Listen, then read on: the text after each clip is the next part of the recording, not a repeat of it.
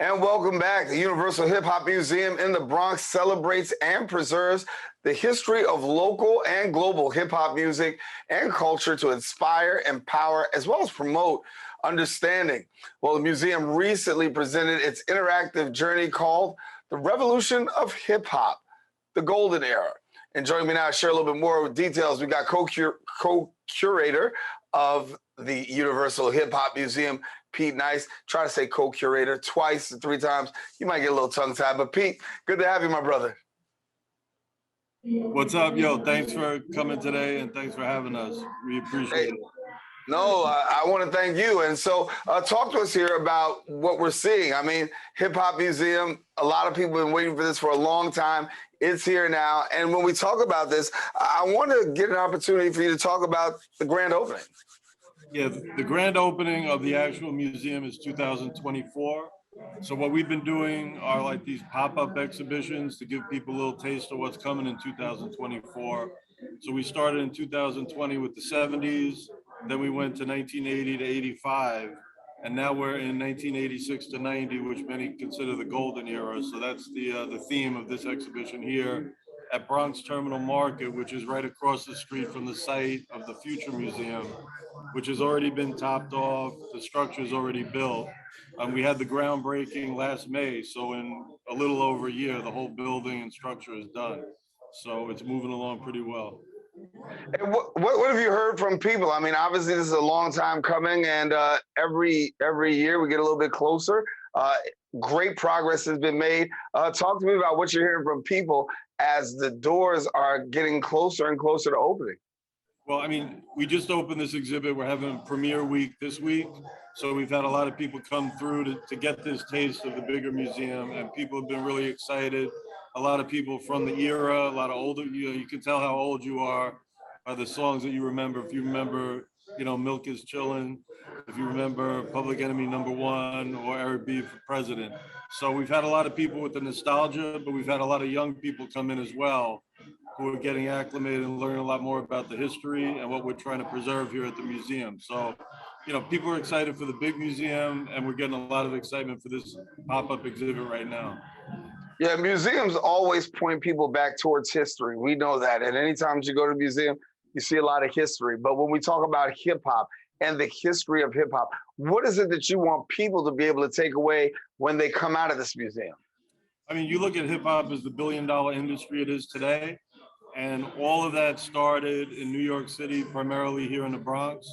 So first off, we want to honor and document the history of all the pioneers who made this thing we call hip hop actually happen.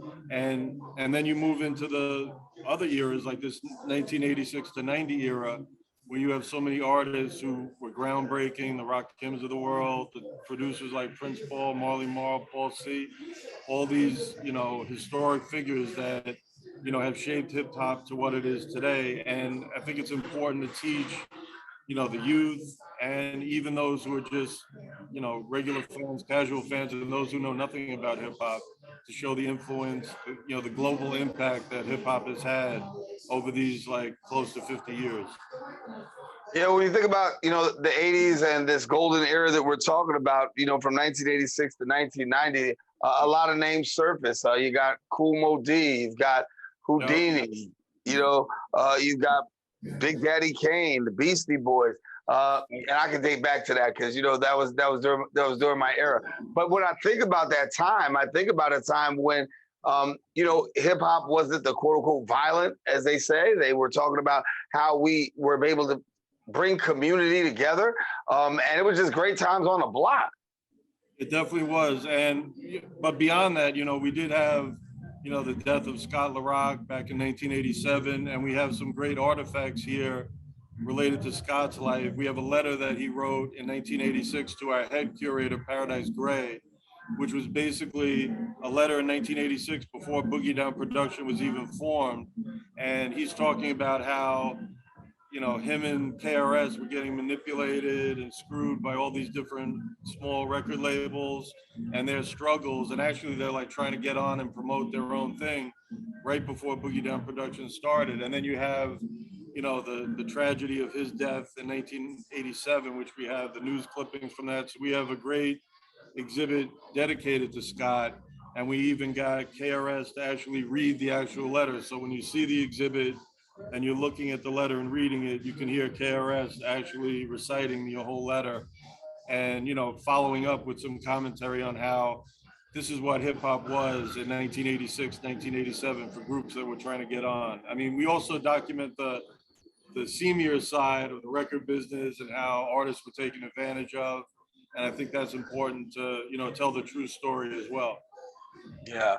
You talked about artifacts. I wanted to have a question about that because how are you able to get these artifacts in that are so precious, they're historical, and there's so many people to try to keep up with. So how are you able to compose and compile all of this? Well, Paradise, our head curator, he actually ran the Latin Quarter back in 86, 87, 88. So he has archives of tremendous material. So that's like the core. I have stuff that I saved as well. But we've had a lot of contributions from people from hip hop, in particular, TR Love from the Ultramatic MCs.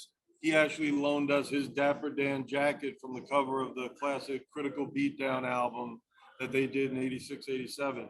And that's on display here, which, I mean, that's just one of the greatest artifacts in hip hop history. Right over my shoulder, you can see that Ultramagnetic jacket, but you can also see Sweet Tea's Shirt King's airbrush, you know, original sweatshirt from 1988 that Shirt King Fade created for her back then. So, you know, all the artists have been, you know, contributing, supporting the museum, and it's been great. And it's been a great, you know, help for us to tell the story that we have the artists with their actual artifacts willing to share them. We even have Biz Marquis's rhyme book is up there. Tara, his widow, was nice enough to loan some great items from Biz Marquis's collection. So when you come here, you're going to see some of the highest level artifacts in hip hop history, as well as some of the interactive, additions that we put onto this exhibit. And when you talk about young people and those who will actually visit the museum, what is the hope that you have as people come through and they see the artifacts, they see the interactive activities and the things that are going to be present there? What do you want people to, when they walk out of those doors, be able to think and say?